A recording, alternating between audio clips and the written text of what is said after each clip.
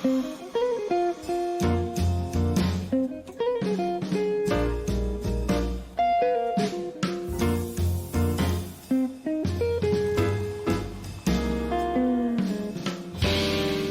reviewer calls it crazy good fun. Another says it's ingenious mystery. We're talking about the latest novel by Philip Shirley called The Graceland Conspiracy.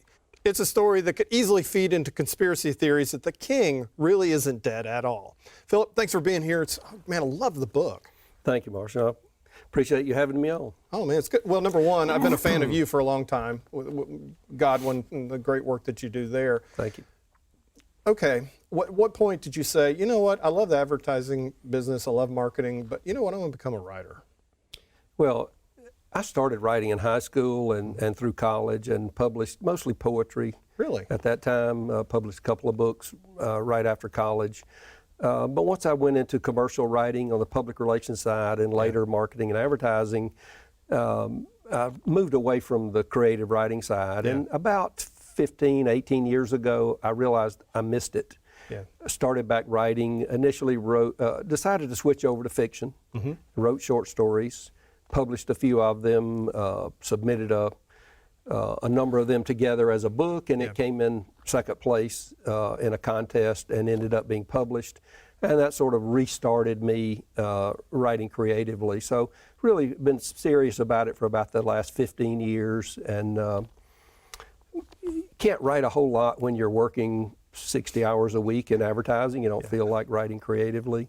But I did manage to write a book every 2 or 3 years over the last decade.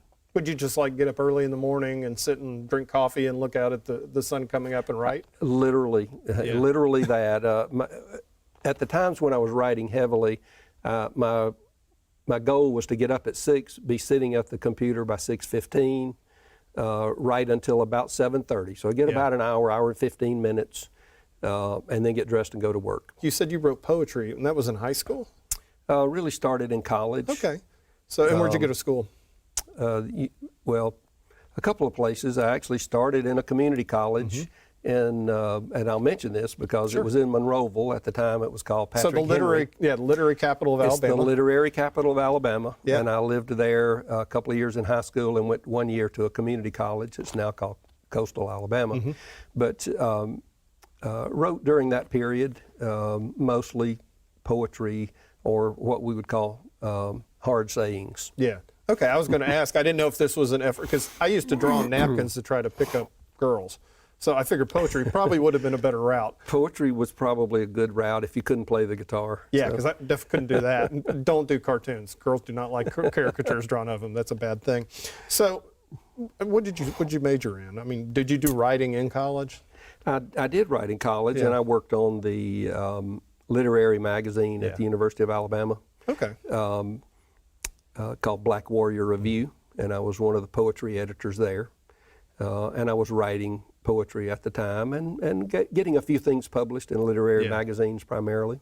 You know, people don't understand, when you write ad copy and so forth, it's got to be very tight, very concise and everything else, but that probably helped you as a writer, because reading your prose, it's very disciplined, reading how you write. Yeah, I think the creative writing actually helped my commercial writing. Yeah.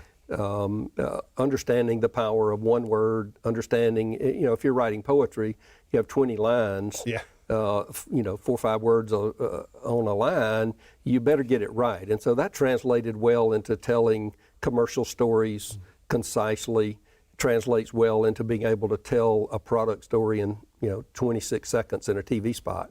Yeah, that's why Twitter was so easy for people like you and people like me. I was cartoon captions, so that's no different than Twitter. You could, 140 characters. If I'm doing that long, I'm in trouble. Right. So I was just thinking about your career. You were telling me a little bit before we came on the air that you almost ended up into the shoe business.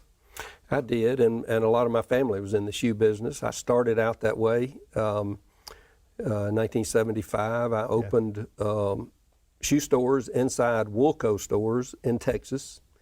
Thought that was my career. My father was killed in an accident. I don't want to go into that. But anyway, I came home to take care of my mother. She said, you don't need to be here, go back to school. I went back to graduate school. studied American studies, actually. So I had a very broad background, 20th century American culture. Wow. Was my specialty, and so a lot of my writing has focused on using that knowledge and background. But just little bits and pieces of what we're talking about. After reading the book, I see little bits and pieces of your life in this book. Like, for instance, you mentioned Texas. One of the pivotal scenes to begin with starts in a pool hall. I have a feeling you might have visited one of those. And yes, those cities in there are places I have visited and lived in a couple of them. And yes, I did spend time in pool halls, and yes, I did gamble a little bit out of college. But did you win? That's all that matters. I wasn't so good at pool, but I will tell you, in Birmingham, I was better at darts, and so I did better in the dart leagues than the pool for money. Did you have to negotiate, like Matthew? Of course, Matt is the main character. Did you have to negotiate to get your winnings like he did? I don't know that we want to go down that path. I didn't have a bar fight like Matt did. I have seen a couple of scuffles here and there. None as ferocious as that one, of course. The good news, I think the statute of limitations is passed, so I think you're going to be okay. I don't think anybody's going to come bursting through the door on that. Good. Let's talk a little bit about the book. Number one, Greg, I remember the first time I was introduced to Greg Iles. It was Spandau Phoenix. I was out in San Diego. I was working for a syndicate. Our book reviewer came and said, "You've got to read this guy's book." This is before Mississippi was even on my radar. And I read it, and the thing I loved about it was that it turned history on its ear. You know, what you thought about history, it turned out, well, maybe that's not right. And obviously we don't want to blow too many of the spoilers on there, so I'll let you go into how far you want to go into this. But it's obviously called the Graceland Conspiracy. So Elvis does make a play in this book. Where did you come up with that? He's in the background, of course. He does. Elvis is everywhere. This book started with an idea. I ran across the famous photo of Elvis with Nixon in the White House. Yeah. And then I actually found a little book about that whole event. Elvis was concerned about the drug problem in America. Some people will find that ironic, but Elvis never considered himself a drug addict. He took prescription drugs, and he was under the care of a doctor. You say what you want to about his drug use, but he never considered himself a drug user. Yeah. And he was concerned about that issue. He wrote the president, went to the White House. They humored him. They had a visit. He had a lot of photos made. And this was, Halderman and that bunch that we all know their names. Right. John Dean, all of those guys were involved in that visit. And so there were a lot of very famous photos. That one of those photos is the most recommended or most requested photo out of the National Archives. So I ran across that photo at about the same time I read a book called Is Elvis Alive? Gail Brewer Giorgio has written a series of these conspiracy books, and I read one of them for fun, and I started thinking, what if Elvis really was made a U.S. Marshal at Large, as he requested from Nick? What if he really was? And what if perhaps that somehow or other led to the last 7 years of his life? He died about 7 years after that photo. And I sat down in 2003, it was a long time ago, and wrote the concept. I wrote about 9,500 words furiously, a lot of words, over a weekend, and I put that aside for years. Really? And I would come back to it once in a while and explore the idea, write a little bit on it, put it aside. And so really I've spent about 15 years writing the book, but I didn't write for 15 years. I wrote the equivalent of maybe 1 year, but at different periods. And after my last novel, The White Lie, came out in 2014, I believe, I picked it up and said, I'm going to finish this. So I spent about a year finishing the book based on that early concept from 10 years earlier. Oh, wow. And we'll just go ahead and start with the premise. So Matt is the main character. Yes. His dad was a federal agent. He was an alcoholic. Matt was in class and one day and just decided, no, I've had enough of this, and he ran away.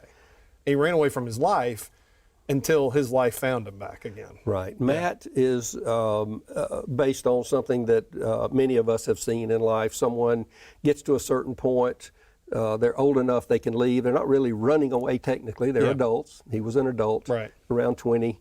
But just got fed up with his father's alcoholism. Yeah. He felt like his mother didn't push back enough, and just one day he just couldn't take it. He left Not really intending. He didn't have a plan. He didn't intend to be gone. But one thing led to another, and all of a sudden he's gone for years. Yeah. And he can't find his way home. He doesn't know how to get back until this event happens with his father, and he's forced to come home and deal with the situation. Which, by the way, thank you for killing a guy named Marshall. That made it a very uncomfortable read for me. That was his dad's name, was Marshall. But he was the agency was not an actual agency, but it was based on could be based on agents. It's based on a small agency inside the Department of Justice. Right. You just didn't want to get a knock on the middle of the night. I did not, although I may. You know, I've been inside the FBI website hundreds of times, trying to understand how government agencies relate to each other and their mission. And so I've been on their website a lot. They probably are watching me today. They're probably watching the show right now. Up there he goes again. But, you know, Matt left. Of course, he left the love of his life, which he didn't realize was the love of his life, I think, at the time. I mean, he left all kinds of damage in his wake. And then so he's in a pool hall. He gets into the fight that we were talking about, trying to get his money, and suddenly this mysterious stranger comes out of nowhere and basically saves his tail end. Right. So, and then he comes to find out he needs to get home immediately. Yeah. What I wanted to do was I wanted to tell this story about that loosely has Elvis in the background, but it's really a coming of age story about this young man. He's having to face, he comes of age late. I mean, he's 27. Right. But he's facing things that most people would have to face at 18, 19, 20 in terms of coming of age. He put it off by leaving home and wandering around the West Coast. But I wanted to tell the story that has Elvis and the 70s in the background, but I wanted to put some perspective on it, so I put it 20 years later. Right. And at a very interesting time in culturally for America. You know, the internet was just becoming understood. Google was a brand new thing. It wasn't the most powerful entity on earth in 1999. People were just learning about it. So I thought that was an interesting time to set the book, give us 20 years perspective after the death of Elvis, but things happening culturally. And it was a good time to tell this sort of coming of age story. But wrapped around that is this, what I really like to write is, you know, suspense, thrillers, mystery. And so it's set in a mystery, but it's really kind of a coming of age story. It really is, and the pacing on it is so incredibly good. It just gets faster and faster and faster as it goes along, because obviously, and not to spoil too much, but he finds out that, well, his mom and dad were murdered. And so he goes trying to figure out what's going on, and he's up against this agency who has every asset in the world to track him. But the thing I loved about it was 1999.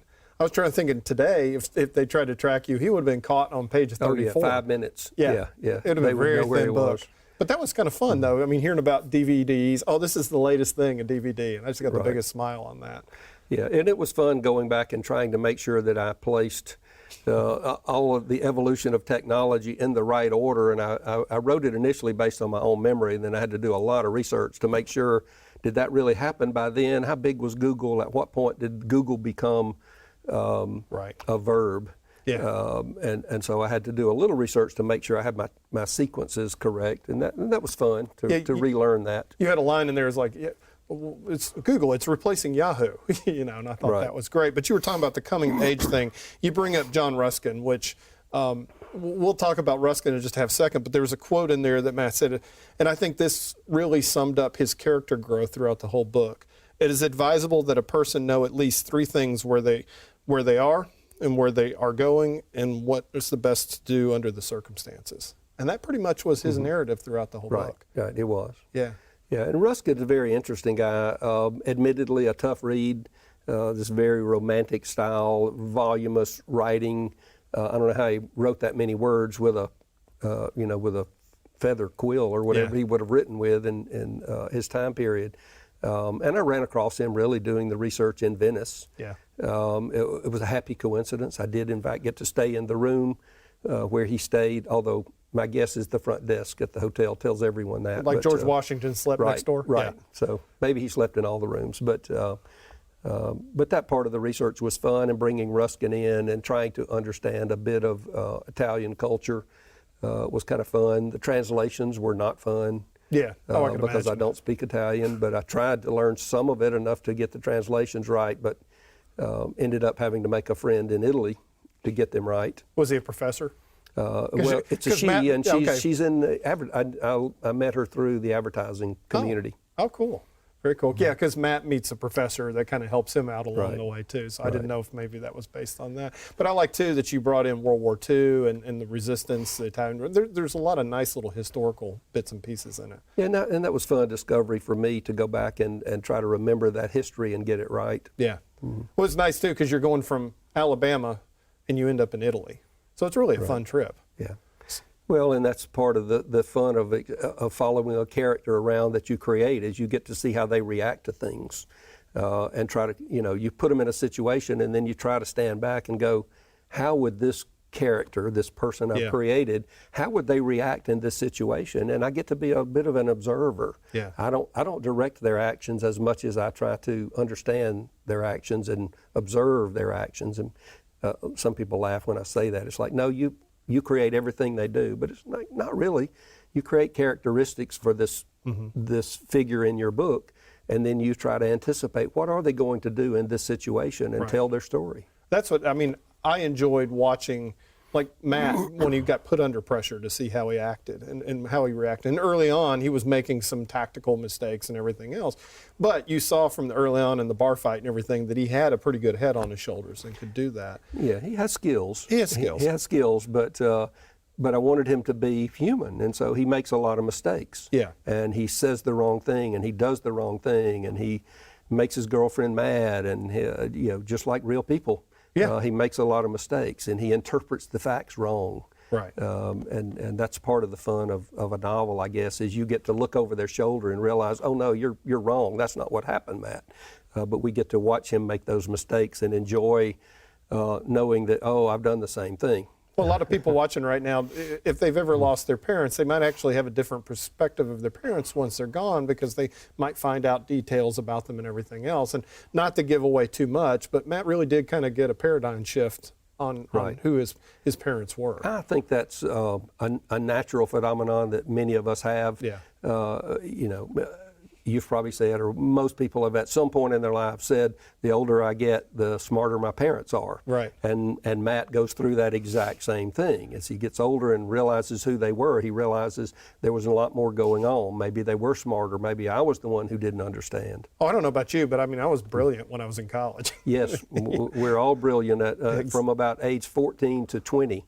Yeah. And then we realized we maybe weren't so brilliant. Right. Yeah, and the older I get, the less brilliant I seem to be getting. Let me ask you on the outline, because you said you wrote that 9,500 words just like that. When you write a story, though, do you do the J.K. Rowling, I'm going to write out every detail, outline, this is where it's going, this is the direction, or do you sit down and say, okay, I'm going to strap myself in and I'm going to go for a ride with this character and see where it goes? More of the latter. I Really? don't know the ending until I get there. This book had a different ending. Really? I really try to understand. There's usually, what triggers me writing a story is there's one thing that I'm interested in, and then something happens that triggers that I begin a story. Yeah. And it usually starts with a situation and a character. Yeah. And no outcome. The previous novel would be a good example that I will use for your viewers here. The White Lie, my previous novel, started next to the old location of the bus station. You leave downtown Jackson, you go through the little tunnel, and you're inevitably caught by the traffic light, and to your left is the bus station.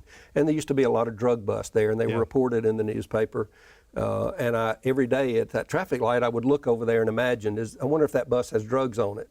Well, what if there was a drug bust while I'm sitting here? Well, what if one of them ran over here and jumped in my car? What would I do? And I thought about that over and over and over for months, maybe years. And then one day I just sat down and I wrote that scene. There's a drug bust, a guy jumps in the car, and we take off. That's all I knew about the story was there's an executive who works in downtown Jackson, and there's a bad guy in the back seat with a gun and a duffel bag full of drugs and money. And he says, drive. And there we started. And that's all I had for the story, and it became a novel of how this person dealt with that situation. So, and just like the current book, again, I mentioned there was a photo, and I imagined, well, what if Elvis really was a U.S. Marshal? What would that look like? Yeah, I mean, and not only that, I mean, he took the whole "I've got my badge" thing a little too seriously thing, too. Right. Yeah, so that really made it a lot. I can only picture what that would be like. Oh, by the way, you're talking about the bus station down there, the Bacon brothers, Kevin Bacon and his brother. You know, they had a band. They wrote a song about that, which I was like, okay, Really? I yeah, didn't know it's that. on their new album. I was sitting there interviewing them. It's like, oh yeah, we were staying in the hotel and we walked out and there was the bus station. And we thought, what if? So it's almost the same type scenario. Right, so right. I need to go sit down there. Maybe I can come up with some good cartoons about it in a little bit.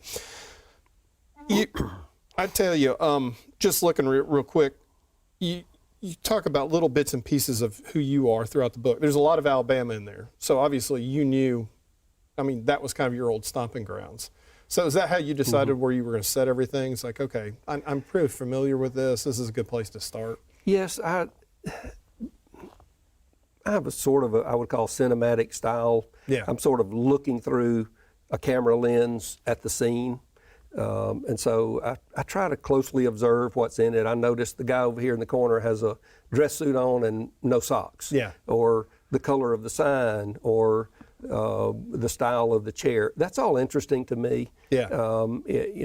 In writers' workshops, they would say, take the reader into the room. I really like to do that, and that's a part of it, and I may do too much of it. Who knows? No, I thought it was but good. I like the little details. I want to be able to visualize it. And so there are three components to my book. There's who is the character and can you look into their heart? I like to have a plot-driven story. Yeah. I like there to be action, good guys, bad guys, conflict, somehow or other it gets resolved. And then I like to see the details of the place. Yeah. And so to your original point, yes, I usually set stories in places that I know or that I want to go to. Right. So put Venice in there. Yeah. Then I get to go to Venice, right? And write it off. And it is a tax deduction. Yeah. But yes, I've set stories mostly in Alabama and Mississippi because I can envision the street or the building or the signage on the side of the road, and it helps me to be in that moment. A great example, so, I think, of that would be the Holiday Inn at Lake Gunterville. Right, real place. Yeah, real place. It's a real place. Yeah. And I could envision things happening in that scene because I had been there. I had stayed in that hotel. I'd been in the water. I'd driven across the dam. I had been to the gas station across the street. And so it helps me to more quickly make that scene real. You talk about a cinematic version of it. You said there is a screenplay of this now. Well, there is a... You're pitching it. There is a concept for a okay. screenplay. John Aarons, a screenwriter out of Chicago, is getting fairly well known in Hollywood, and he's my partner on this, and he represents this officially to see if there's a movie opportunity for it. That's a long shot. It's a long shot. I'm not counting on that. You said there's like 10,000 scripts floating around every year. Yes, yeah. It's a tough business. Yeah. It's very expensive to make a movie. They try not to make a mistake. I guess as a book reviewer, take me for a grain of salt, but I really love the book, and I really, really do think that it would make a great movie because I think your pacing on it, it just gets faster and faster and faster, and I think about an hour and a half through it, the ending would pop. You said you had a different ending, and obviously I don't want to spoil anything. Was it like Elvis getting off of a UFO or anything? Because that'd be really a cool way to end it. Not quite that interesting, okay. No, but different people live or die in the other version. But that got rewritten a couple of times, and I like the present version best. You like your editor? You like? I have a great editor, Anita Miller Garner is her name. She's was a professor at the University of North Alabama for years, is a writer herself. Fantastic editor, keeps me honest, beats me over the head if I make my women look weak, and tells me that's not real. I really don't think I would be the writer I am today without her making me face up to a lot of the mistakes that I make about characters and how they react. And a good editor is everything to a writer. But you do have strong female characters in the book, and that definitely, and it helps too, because it helps Matt grow. I mean, it does, and it's more realistic. Yeah, than, exactly. Hey, we're married. We know how that rolls. Yeah. So that works out great. What you working on next? A couple of things. I'm working on a short story right now that's a little lighter. Haven't written short fiction in a long time, and I felt like I needed to go back and try that. So I'm working on a story. I don't know if I'll finish it, but I'm enjoying it so far. And I have begun trying to concept and outline a little bit a sequel to the last novel, to The White Lie. Yeah. It's called, the working title, The Black Truth. But there was a character in there who was that I really liked. He was the secondary character, not the two main characters, and not the main bad guy. He was the policeman in there, who's now no longer a policeman in this version. Okay. And it's 5 years later, and I really liked this character, and so I'm trying to maybe bring him back. I've written some sequels to stories before, and it's like you have to go back and read the original one just to make sure you're just like, okay, where could they be a few years later on that? So on that. So you're making the transition now. You're making it from the Godwin Group. Of course, you stepped down as CEO earlier this year, and you're kind of transitioning into full-time writing. That's got to be exciting. It is. Writing has always been my main skill, whether it was public relations, advertising, marketing, poetry, fiction, or whatever. It's been the main thing I wanted to do, but I'm really more focused on the creative side. I still love marketing and advertising, and I still do some work there almost every day, in fact. But not doing it full time is now allowing me to think a little bit more about fiction and where I may want to go with the next book, and that's fun. I'm enjoying that. Still going to keep my hand in the agency side for a few more years. I'm not going away. But I will be there, less. Right. And just quickly as we wrap up, I will say this: a lot of book publishers like the author to sell the books because they want to have an audience and everything. I think you're kind of a natural at that. I think you can probably handle the marketing end of selling a book. Well, I've worked with a small regional press. And part of our deal is I will spend time marketing along with them. I don't just leave that burden to them. I just wanted to say thank you for taking the time to come in and talk. I love getting to talk to you. Like I said, I've been a fan for a long time of your work, and now I'm a huge fan of your writing, so thank you. Thank you very much. Enjoyed being here.